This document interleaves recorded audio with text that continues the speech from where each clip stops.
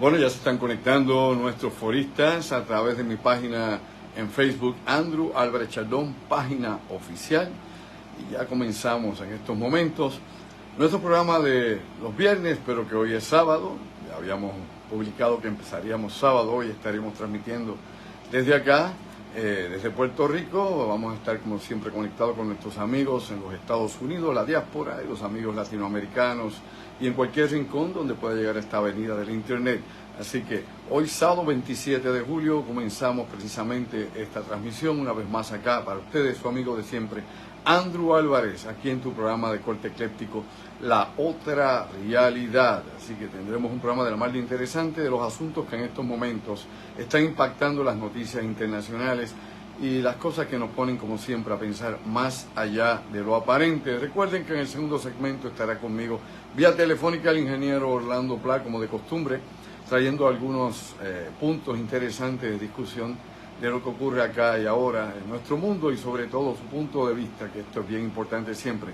Acá pues en este programa estamos abiertos, ¿no?, al análisis de tantos asuntos. No necesariamente tenemos, ¿no?, la verdad absoluta ni conocemos realmente a fondo todos los datos que pudieran estar correlacionados con los asuntos que tratamos, pero desde el punto de vista que tenemos, ¿no?, y desde nuestro propio conocimiento, pues tratamos de indagar un poco y de expandir, ¿no?, el asunto a tratar. Así que gracias como siempre por estar conmigo, conectarse acá hoy sábado en una edición especial de La Otra Realidad. Bueno, precisamente hoy comenzaron los Juegos Olímpicos, ya atletas puertorriqueños han entrado en el ruedo olímpico también, lo vimos en el tenis de mesas, mañana precisamente comienza también el baloncesto, el equipo femenino como el equipo masculino de Puerto Rico. Y bueno, ya miles y miles de atletas están en competición directamente en las Olimpiadas de 2024 en París, capital de Francia.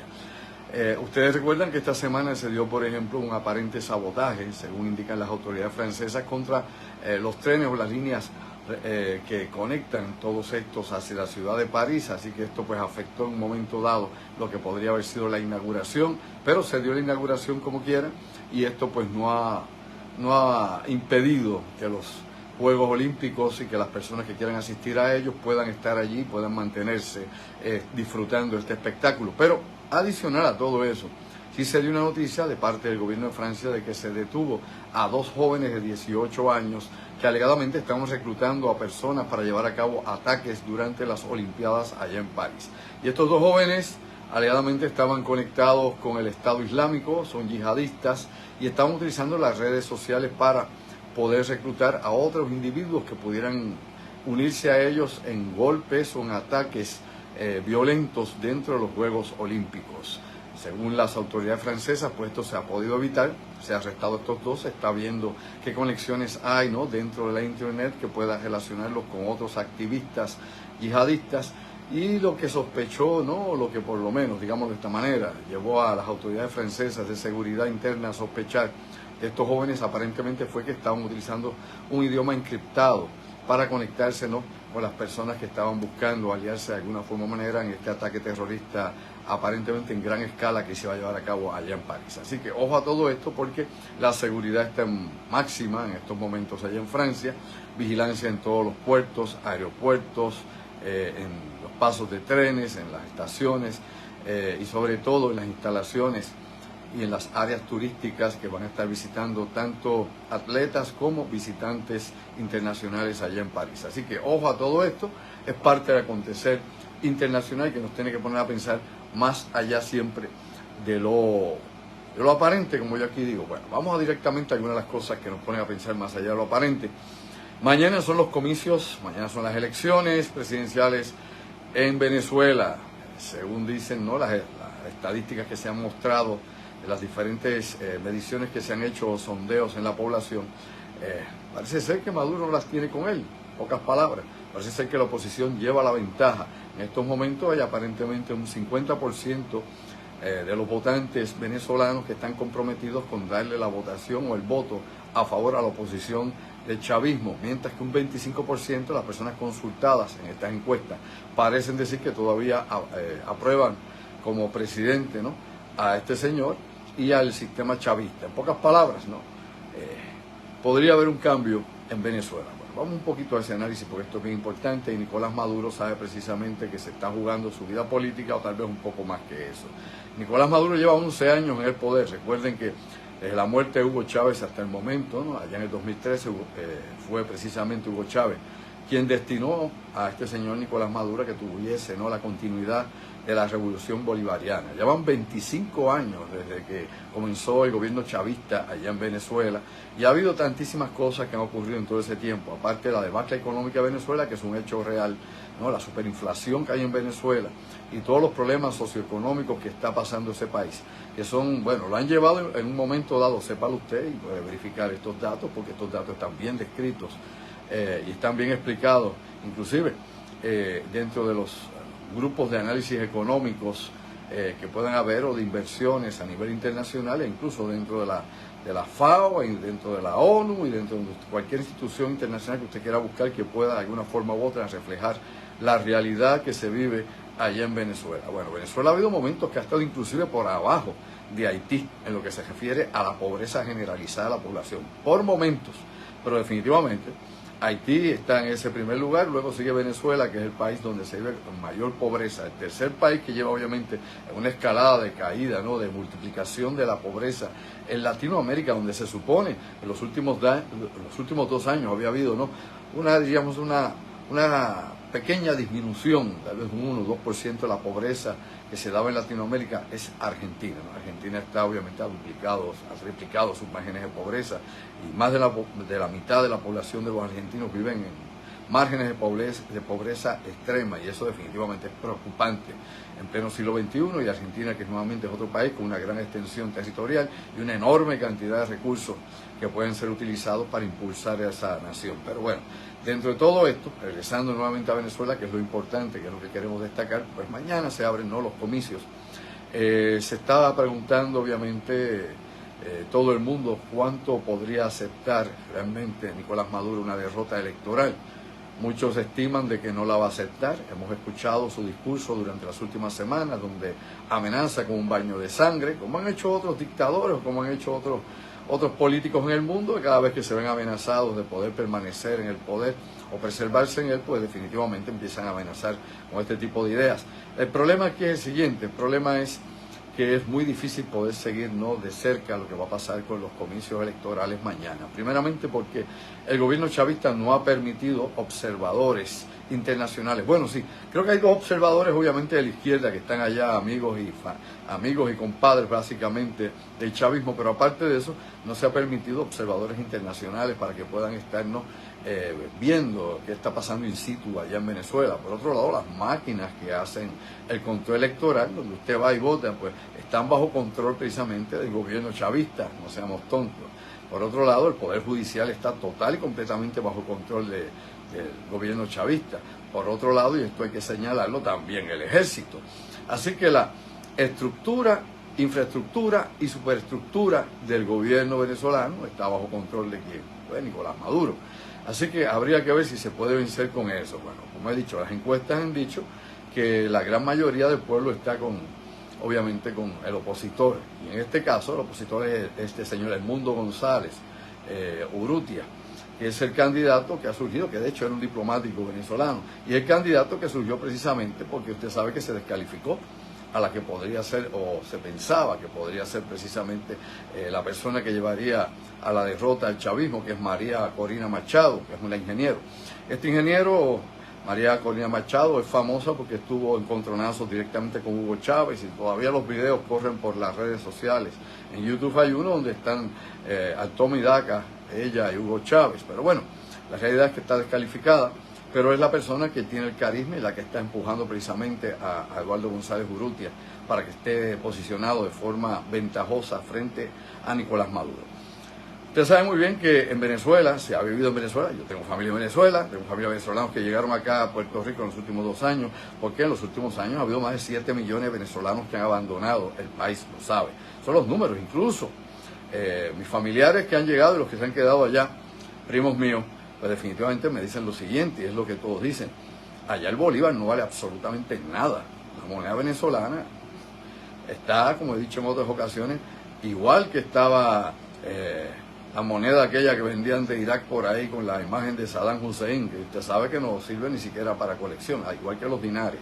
Así que, de la misma manera que está básicamente la moneda bolivariana versus otras monedas en Latinoamérica, lo que la gente busca en Venezuela, y sépalo, es el dólar americano, no es el rublo. ¿Quién te dijo eso a ti? No es el yen, ¿a quién le importa eso? No es nada de eso, ¿no? No es ninguna moneda ni japonesa, ni rusa, ni china. Quieren los dólares americanos, no son euros, dólares americanos. Y es lo que se busca en las calles de Venezuela. Usted ve esta contradicción lamentable de lo que está ocurriendo por la política y la situación que se sigue descomponiendo. Una nación como esta, y estando mañana a las puertas de tomar una toma de decisión que podría determinar el futuro inmediato de ese país, o si la violencia nuevamente y la represión podrían tomar las calles, al no aceptar Nicolás Maduro su derrota ante Eduardo González Urrutia. Recuerde que la que tiene ahí, como dicen, la fuerza detrás del trono es María Corina Machado, que era la candidata fuerte, que es la que aúna las masas allá en Venezuela. Así que veamos a ver. En Nicaragua, Ortega está perpetuado. Y recuerde usted que inclusive Hugo Chávez, antes de morir, había reformado, ¿recuerda usted? Las leyes allá en Venezuela, la Constitución y todo, y se había perpetuado en el poder. Verifique y me dice si no es así. Y eso, que no es dictador, bueno, había ya cambiado todo eso. Había obviamente también nacionalizado todas las industrias grandes que pudieran haber dentro del país, las había tomado el gobierno. Y aparte de todo eso, usted sabe muy bien que la política de represión y la política de no permitir que nadie pueda disentir de lo que diga el gobierno llevó a que cerrara una gran cantidad de radioemisoras, de televisoras y de periódicos, y de que muchos periodistas tuvieran que emigrar fuera, precisamente de Venezuela. Esos son los datos, le gusta al que no, así que vamos a despertar durmiente. Para que usted tenga una idea, más de 1 millón de venezolanos se han movido a los Estados Unidos en los últimos años, ¿sí? Más de 1 millón de venezolanos ya viven allá. Y la mayoría de ellos están concentrados en la ciudad de Nueva York, y en el estado de Nueva York, específicamente la ciudad de Nueva York, en el estado de la Florida y en Texas. Ahí está la mayor parte de los venezolanos que se han movido hacia Estados Unidos. Y estos venezolanos, como muchos otros, no tienen derecho a votar en las elecciones. Esto se ha bloqueado, se ha cancelado, no se va a permitir nada de eso. Lógicamente, la inmensa mayoría, por no decir todos, de esos 7 millones que se han ido de Venezuela son en contra del sistema, en contra del gobierno chavista. ¿Qué usted cree? Si no se hubieran quedado, elemental. Pues bien, eso está pasando, estaremos pendientes a lo que pase mañana. Vamos a ver si finalmente la amenaza de violencia no se da, si finalmente pues hay una decisión limpia, que sea clara, que todo el mundo pueda ver, ¿no? Que se ha tomado la decisión correcta. Si gana Nicolás Maduro, bueno, pues que sea de manera limpia, directa, que pueda hacer algo visible, aunque el gobierno chavista, dígame si eso o no es así, es tú mismo. Dice que no hay forma o manera de poder contar los votos, me explico. Usted vota en esa maquinita le da usted un recibo, y ese recibo, ¿no?, que es como una papeleta pequeña, usted lo pone en otra caja. En esa caja se supone que está la verificación de la cantidad de personas que votaron en la máquina electrónica. Pero según el gobierno, eso no se puede verificar, así que los números que diga la máquina es lo que son. El hombre que hace la ley hace la trampa, despierta durmiente. Pues bien, vamos a ver qué ocurre. Y si pierde precisamente, si perdiese, ¿no?, Maduro, vamos a ver si admite la derrota electoral y hace una transición inteligente, que ya Diosdado Cabello, usted debe saber quién es uno de los hombres fuertes dentro del gobierno chavista, ha dicho que no va a haber ningún tipo de transición, que no van a entregar el gobierno, nada de esto. Pues bueno, eso es lo que usted quiere. Si eso representa a la izquierda latinoamericana, por un lado, la política cubana de control total, dictadura cubana, la política dictatorial que tiene en Nicaragua con Ortega, la política dictatorial que quieren poner en Venezuela, si ese es el reflejo o el ejemplo que nos van a dar a otros países del Caribe, otras repúblicas, pues hombre, sigue siendo lo mismo. República bananera, república obviamente llena con que dictadores y pichones de dictadores que siempre han hecho lo mismo, sea de derecha o sea de izquierda, no sea Sanano, de derecha o de izquierda, lo han hecho toda la vida. Así que, como decía que el libro, El perfecto idiota latinoamericano, pues así nos mantenemos todos siempre en la misma situación, extremo a extremo, y no avanzamos. Bueno, vamos a dejarlo ahí por un momento, ya mañana veremos qué es lo que sucede de todo esto. Vamos directamente a otras situaciones que están pasando en el mundo. Bueno, desde el pasado 8 de octubre, Hamas, usted sabe que, bueno, el 7 de octubre Hamas había invadido o atacado territorios de Israel, pero desde el 8 de octubre al día siguiente, Hezbollah había comenzado a bombardear sistemáticamente zonas neurálgicas con la frontera de Israel. ¿Me explico? Intermitentemente ha habido intercambio de fuego de misiles y artillería de fuerza aérea entre Hezbollah en el Líbano y la Fuerza de Defensa Israelita, el FDI. Esto pues se acrecentó precisamente ayer por un bombardeo de un misil sobre alguna de las regiones que están en las alturas de Golán. Específicamente ayer sábado, un misil que se disparó desde el Líbano impactó un campo de fútbol en la ciudad de Mashhad Shams. Y esta ciudad de Mashhad Shams está allá en los altos de Golán precisamente. Aparentemente el misil, según dan todos los cortes de noticias y según indica el gobierno israelita, impactó en este campo de fútbol mientras había un juego, mientras había gente allí. Se han identificado a 10 personas como muertas por el impacto del misil. Entre ellas, estas 10 personas, la mayoría son niños y más de 30 de ellas heridas con este ataque directo. Hezbollah aceptó que había bombardeado durante el día de ayer 7 blancos dentro de Israel, pero se negó a aceptar que habían disparado este misil allá en Mashhad Shams, en este campo de fútbol, y ahí, según dice la Fuerza de Defensa de Israel, se rastreó el disparo del misil desde el Líbano hasta que impactó sobre esta zona. Claro, mucha gente se pregunta, bueno, ¿dónde está la cúpula de hierro? ¿No cubre esta zona de los altos de Golán? Y todos los detalles técnicos que se puedan exigir o decir sobre la capacidad de este sistema de defensa aérea. Bueno, la realidad es que hubo el daño. Se identifica a Hamas, a Hezbollah, aunque Hezbollah lo niega. Hezbollah dice que no, pero que los otros ataques sí fueron ellos. Bueno, vamos a ver qué pasa con todo esto. La realidad es que más de una vez estas guerras siguen siempre, ¿no?, en esa parábola de que aparentemente pues no van a cesar y que la situación podría seguir aumentando, ¿no?, expandiéndose sobre zonas y territorios que no deberían estar activos en combate y que aparentemente pues esto lo que nos está mostrando es que la guerra está en el punto de poder escalar una vez más. Me explico. La Franja de Gaza sigue supuesta y alegadamente, la discusión sobre el alto del fuego, cosa que no se logra. Llevan meses buscando supuestamente un acuerdo alto al fuego. No se ha logrado. Se han dado propuestas de un lado y del otro. Cuando la propuesta viene del lado de Hamas, el gobierno israelita la bloquea. Cuando la propuesta viene del lado israelita, obviamente la cúpula de Hamas política la bloquea, no le interesa, la rechaza. Estados Unidos ha estado haciendo, inclusive han creado, los mismos Estados Unidos, los diplomáticos de Estados Unidos, propuestas a ambas partes. Y aún así ambas partes no han aceptado, ¿no?, la proposición que ha dado Estados Unidos junto con otros países mediadores en la región, de los que hemos hablado aquí muchísimas veces: Qatar, obviamente Egipto, e inclusive Arabia Saudí en su momento. Todos estos países tratando de llegar a un punto intermedio. Incluso China en su momento también ha sugerido que podría tratar de mediar dentro de este conflicto allá en Oriente Medio, porque lo que este conflicto ha llevado, como usted ya sabe, es que también hay el conflicto se ha extendido, como hemos dicho en otras ocasiones, al Mar Rojo, pero ya no esta vez desde el ataque de los hutíes hacia los barcos, sino obviamente la ofensiva que Israel va a empezar a implementar, que ya con un bombardeo inicial va a seguir implementando sobre blancos en el territorio de Yemen. Y esto pues va a ser obviamente también, ¿no?, consecuencia de que siga aumentando la cantidad de ataques que puedan ser disparados contra Israel.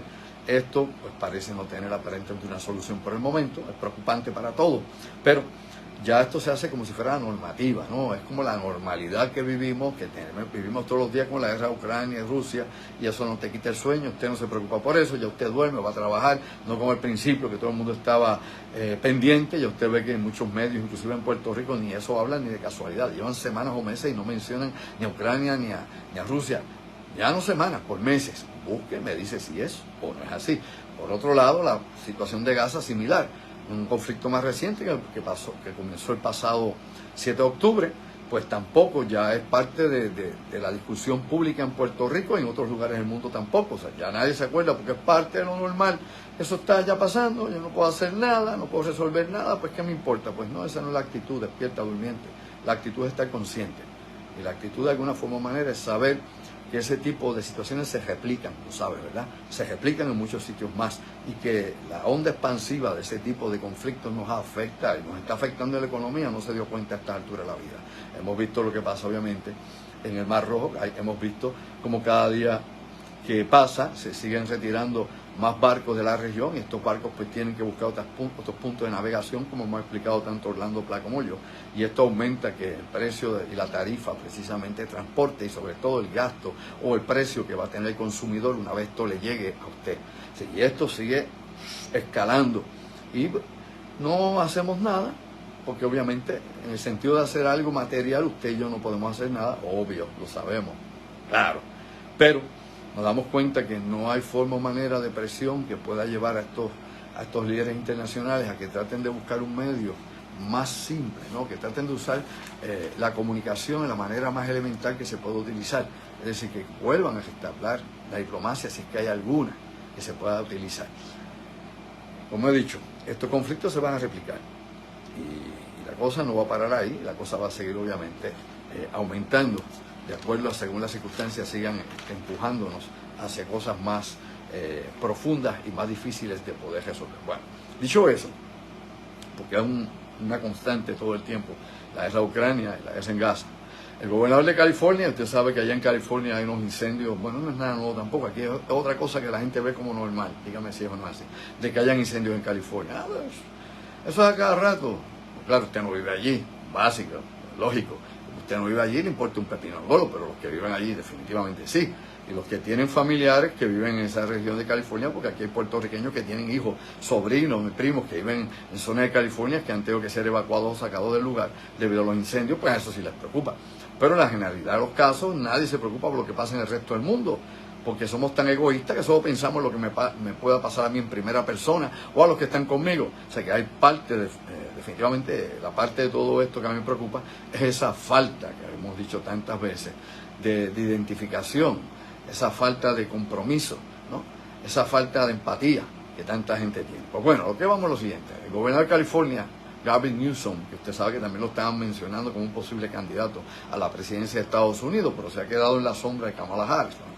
Son otros $20, hay otros candidatos que podrían ser muy buenos, pero bueno, vamos a ver por dónde rompe esto y quién realmente es nominado en la próxima convención demócrata que todavía no se ha realizado. Ahí se va a decir quién va a ser el sucesor de Joe Biden en la candidatura. La cuestión es la siguiente, pues el gobernador de California, Gavin Newsom, ha decretado estado de emergencia en los condados de Butler y Tahoma y Plumas, precisamente por la enorme destrucción que ha ocurrido en estos estados por los incendios incontrolables que hay en estos momentos. Hasta este momento que yo le hablo a ustedes, ya han sido destruidas más de 300.000 acres de terrenos allá en estos tres condados, Butler, Tahoma y Plumas. Y esto pues, si lo vamos a traducir 300.000 acres en kilómetros, pues serían alrededor de unos 1.200 kilómetros cuadrados que ya han sido destruidos por el fuego. Ahí se han destruido carreteras, se han destruido edificios, casas, negocios, de todo, en esos incendios que han sido devoradores, como ocurre a cada rato, y de hecho que es lo que la gente ve como normalidad, esto que ocurre allá en California. Debemos estar pendientes porque los desastres naturales van a seguir incrementándose. Me explico. Cambio climático, sí, mastica con las neuronas, vamos a hablar en serio. Está ahí el cambio climático y todos los días que hace, acentúa eventos y fenómenos extremos del clima en todas partes del planeta. Por eso es que este año se han roto una vez más, mastica con las neuronas, que bueno, este año se han vuelto a romper todos los récords de temperatura, lo sabe, ¿verdad? Se rompió el récord de temperatura planetario de todo el planeta, temperatura de todo el planeta, se elevó, se rompieron récords locales en diferentes regiones del planeta, es decir, en zonas y regiones donde la temperatura pasó más allá del mercurio y de todo lo que se sabía o se tenía registrado desde que se hace ese tipo de mediciones, de los 100 y pico de años que llevamos haciendo este tipo de mediciones climatológicas. Así que, ojo con todo eso, un poco de agua, que yo tengo la garganta seca, voy a poder seguir comiendo. El peligro de todas estas cosas nuevamente es esa.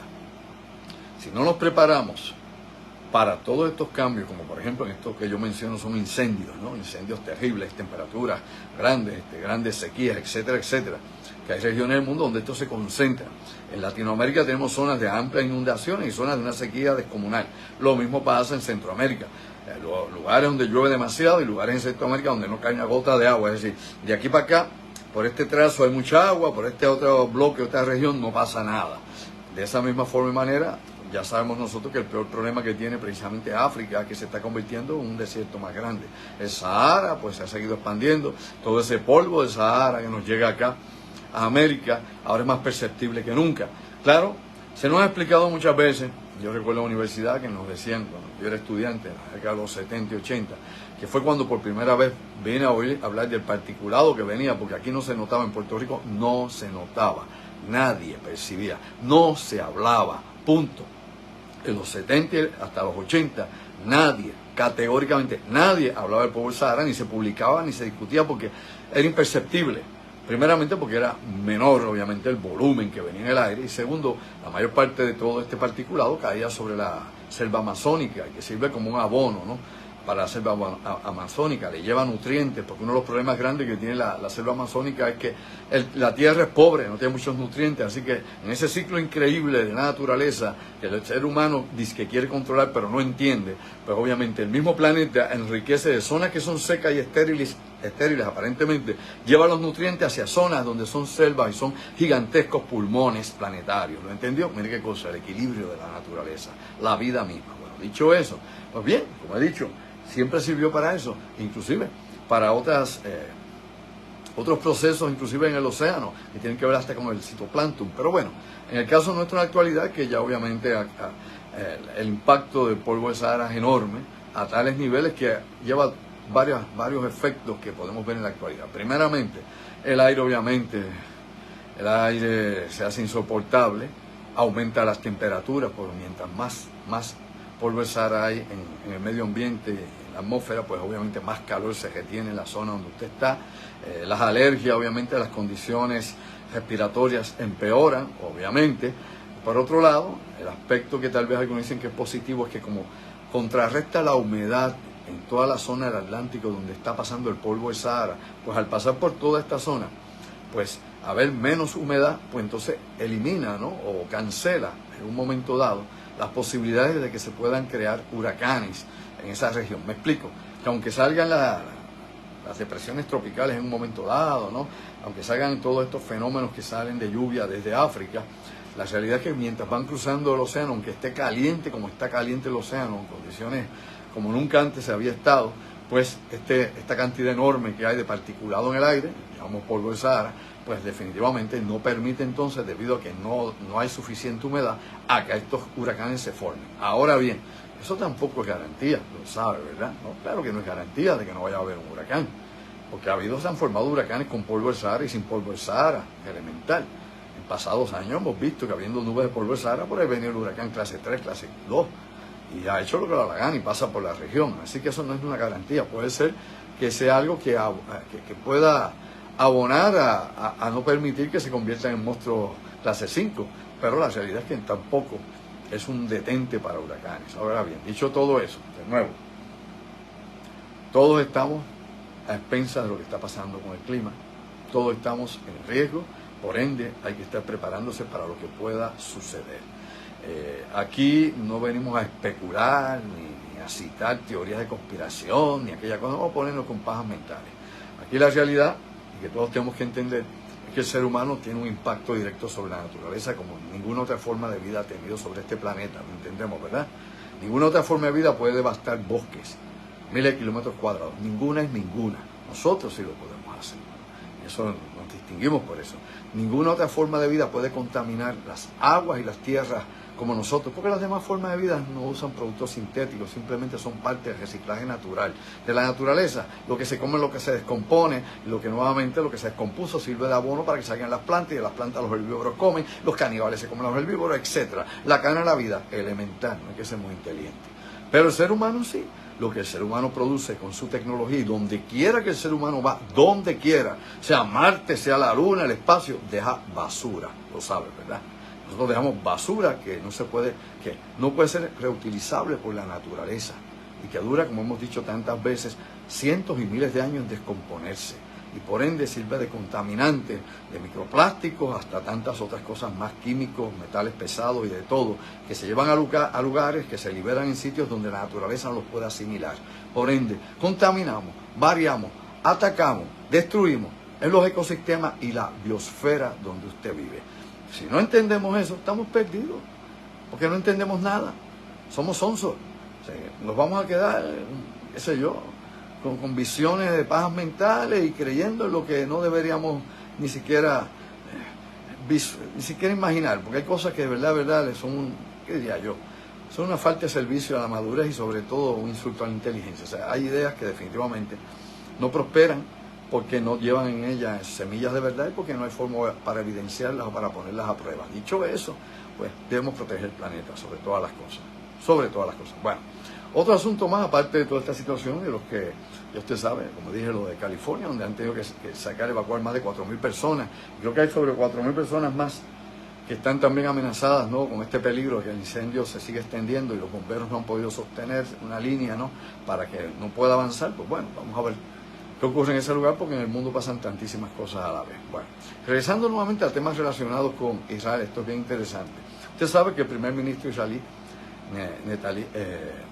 Netanyahu, Benjamin Netanyahu, estuvo precisamente esta semana ya pronunciándose en el Congreso de los Estados Unidos. Hubo protesta, de hecho hubo demócratas que protestaron dentro del Capitolio y hicieron, qué sé yo, un acto en escena allí para no apoyar la aparición de Netanyahu. Fuera del Capitolio hubo protestas de personas que apoyan alegadamente a los palestinos y hubo gente que se introdujo inclusive dentro de las zonas donde iban a haber una serie de reuniones y hubo arrestos, hubo de todo. Hubo gente que tiró basura, gusanos, moscas, larvas, de todo. Bueno, hubo todo tipo de cosas como ocurre en este tipo de trifulcas, donde pues los ánimos se salen de control y definitivamente pues las pasiones imperan más que la conciencia y la inteligencia. Ahora, lo importante aquí es que Netanyahu no solamente estuvo dando su discurso justificando su operación en la Franja de Gaza, sino que Benjamin Netanyahu estuvo hablando de que tenía la propuesta de crear un sistema,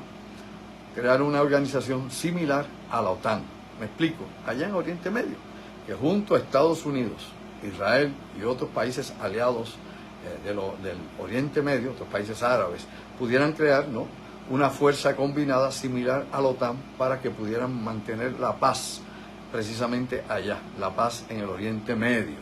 Y esto creado alegadamente para impedir que Irán siga siendo una potencia o que Irán pueda ir más allá de lo que ha hecho hasta este momento e imponerse en la región como una potencia militar, específicamente una potencia militar nuclear, que es hacia el camino que quiere llegar precisamente Irán. Todo esto definitivamente es preocupante, debido a que mientras Netanyahu hace todos estos pronunciamientos y parte del Congreso no lo apoya, no están con esta idea, no lo quieren en el lugar, los republicanos obviamente le abrieron los brazos allá a Netanyahu porque eso se sostienen en el apoyo que hay que darle a Israel contra los terroristas de Hamas y toda esa retórica que ya todos conocemos. Lo importante aquí es ver cómo se quiere poner por segmentos o secciones el mundo. Me explico, esto es lo que es importante detrás de todo eso, esa babosería, lo que se haya dicho en aquel momento allá en el Congreso. Claramente, usted sabe que existen varias organizaciones mundiales donde se agrupan naciones y organizaciones que trabajan en ciertas regiones del planeta, ¿verdad? Todos recordamos aquel famoso trilateral, ¿no?, que se hablaba de tener control sobre América, Europa y Asia, el famoso trilateral. Pero también hay otras organizaciones que no son el trilateral y que han estado emergiendo en los últimos años.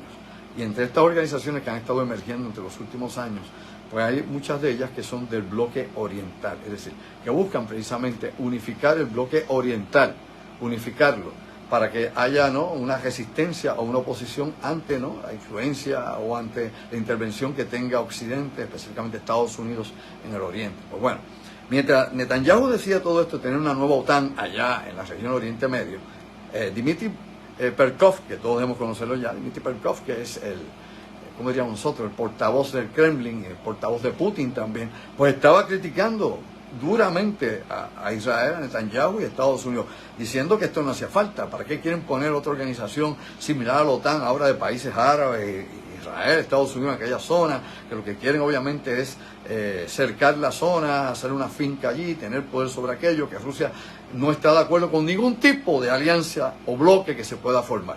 Sí, Pepe, ¿usted se lo creyó? ¿Cómo ser tan mediocres y tan tontos? Hay que ser obviamente observadores e indagar más. Bueno, mientras él decía todo eso, Peskov, ¿verdad?, de que no, mira que se le ocurre a Netanyahu, genocida, toda esta cuestión, bla, bla, bla, bla. Pues mientras él decía eso, el ministro precisamente de Relaciones Exteriores de Rusia, Sergei Lavrov, se reunía con su homólogo, el chino Wang Yi, que es el que está a cargo de las relaciones exteriores de China, ¿no? Y la reunión con Wang Yi era para crear una nueva estructura de seguridad en Eurasia, es decir, crear algo similar a lo que está pidiendo Netanyahu allá en el Oriente Medio, algo similar en OTAN, pero en Eurasia, donde Rusia y China estuvieran a cargo de un sinnúmero de países para la seguridad y la alianza militar en la región de Eurasia y Asia. Hombre, no es lo mismo y se escribe igual. Digo, es increíble cuando el burro critica al conejo, el conejo al burro, porque son orejones. Hacen exactamente lo mismo. No seamos tontos, vamos a ver la realidad como es. Bueno, esta estructura de seguridad ya en Eurasia, obviamente, va a ser sería utilizando la Asociación de Naciones del Sudeste Asiático, lo que se llama ASEAN. Ahí está Laos, Vietnam, Camboya y otros países más del sudeste asiático, obviamente. Y esta asociación también estaría coordinada con otras organizaciones. Por ejemplo, la Coordinación de Operaciones de Seguridad de esta plataforma iría también con la Organización de Cooperación de Shanghái, de que hemos hablado muchas veces aquí, y también con la Cooperación Económica de Asia-Pacífico. Estas tres organizaciones más unirían a esto, al BRICS, más tratarían de unir también a países del G20, es decir, crear una mega estructura de defensa en el Asia-Pacífico y en Eurasia, a favor, obviamente, ¿de quién? De los intereses de Rusia y China. Hombre, elemental, no hay que ser muy brillante, lo entendemos. Así que mientras se critica a Netanyahu por querer crear una pequeña OTAN allá en el Oriente Medio, y se critica a la OTAN porque tiene obviamente una posición, una postura en contra precisamente de la expansión de Rusia, y Rusia dice que su amenaza directa es la OTAN y que no hay razón para eso, pero bueno, ya el que quiera creer lo que quiera creer. Mientras se dice todo esto y mientras China dice que la OTAN quiere poner una nueva OTAN en Asia, pues Rusia y China planifican hacer exactamente lo mismo. Así que usted se da cuenta que todos hacen exactamente lo mismo, que aquí, en un mundo de mentiras, definitivamente, ¿no? El desengaño es lo que todos los días juega. Y de eso se trata todo esto, de manipular opinión y de estar siempre señalando al oponente mientras tú haces algo peor. Despierta mente. Bueno, mis amigos, hasta aquí vamos a estar en el primer segmento de la otra realidad. Vamos a pasar un momento con el ingeniero Orlando Pla, que está en línea. Un poco de agua en lo que el webmaster aquí da el corte, la primera parte. Entonces pasamos a la segunda parte del programa con el ingeniero Orlando Pla. Recuerde que se supone que estuviéramos ayer viernes, no se pudo. Estamos hoy sábado y venimos con la misma energía, la misma intensidad, siempre tratando de ver más allá de lo aparente. Aquí regresamos un momento con el segundo segmento.